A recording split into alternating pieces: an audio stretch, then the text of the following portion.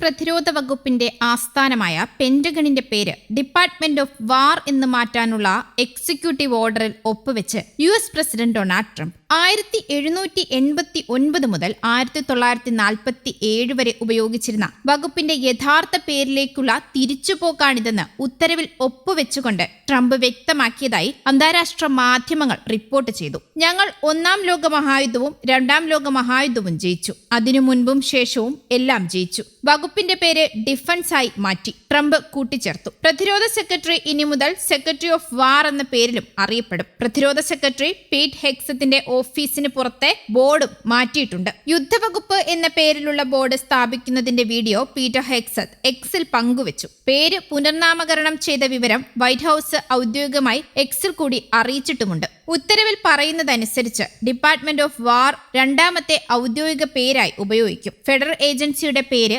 ഔദ്യോഗികമായി മാറ്റാൻ കോൺഗ്രസിന്റെ അനുമതി കൂടി ആവശ്യമായതിനാൽ അതിനെ മറികടക്കാനുള്ള മാർഗമാണ് ഇതെന്ന് ഭരണകൂടത്തിലെ ഒരു ഉദ്യോഗസ്ഥൻ പറഞ്ഞതായും റിപ്പോർട്ടിൽ വ്യക്തമാക്കുന്നുണ്ട്. പുതിയ മാറ്റങ്ങൾ ട്രംപ് ഭരണകൂടം ഇതിനകം നടപ്പിലാക്കി തുടങ്ങിയെന്നാണ് റിപ്പോർട്ടുകൾ സൂചിപ്പിക്കുന്നത്. അധികാരത്തിന്റെ ശക്തിയിലും വ്യാപാരത്തിലും ശ്രദ്ധ കേന്ദ്രീകരിച്ചുകൊണ്ട് അമേരിക്കയുടെ അന്താരാഷ്ട്ര സ്ഥാനം മെച്ചപ്പെടുന്നുവെന്ന് ഉത്തരവുകൾ ഒപ്പുവെച്ചുകൊണ്ട് ട്രംപ് പറഞ്ഞു. വകുപ്പിന്റെ യഥാർത്ഥ പേര് തന്നെ സൈനിക വിജയങ്ങളെ പ്രതിഫലിപ്പിക്കുന്നതും വകുപ്പിന്റെ പ്രവർത്തനം സത്യസന്ധമായി അടയാളപ്പെടുത്തുന്നതുമാണെന്നാണ് ട്രംപിന്റെ വാദം. ഇന്ത്യ പാകിസ്ഥാൻ യുദ്ധം, റഷ്യ യുക്രൈൻ യുദ്ധം, പലസ്തീൻ ഇസ്രായേൽ നടത്തുന്ന കയ്യേറ്റങ്ങൾ അവസാനിപ്പിച്ചു എന്ന വാദം ഉയർത്തുകയും ട്രംപ് ഇതിനോടൊപ്പം ചെയ്തിരുന്നു. ഇതിന്റെ പശ്ചാത്തലത്തിൽ താൻ സമാധാനത്തിനുള്ള നൊബേൽ സമ്മാനം അർഹിക്കുന്നുണ്ട് എന്ന് ട്രംപ് അവകാശപ്പെട്ടിരുന്നു. എന്നാൽ യുദ്ധവിഭാഗം എന്ന പേരുമാറ്റം ട്രംപിന്റെ നൊബേൽ സമ്മാനത്തിന് മങ്ങലേൽപ്പിക്കുമെന്നാണ് വിദഗ്ധർ അഭിപ്രായപ്പെടുന്നത്. അതേസമയം ഗാസയിലെ യുദ്ധം അവസാനിപ്പിക്കാൻ ഹമാസുമായി US അതിതീവ്രമായി ചർച്ചകൾ തുടരുകയാണെന്നും ട്രംപ് അറിയിച്ചിട്ടുണ്ട്.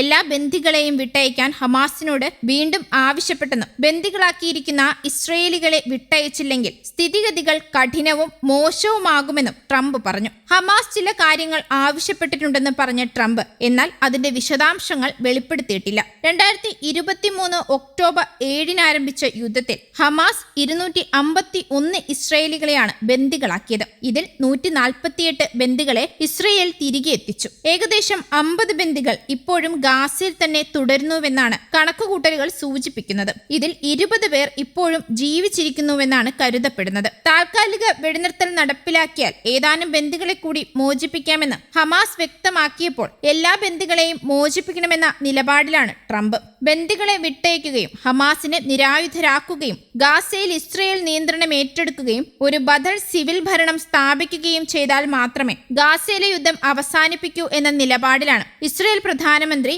Benjamin Netanyahu. News desk, Kerala Kaumudi.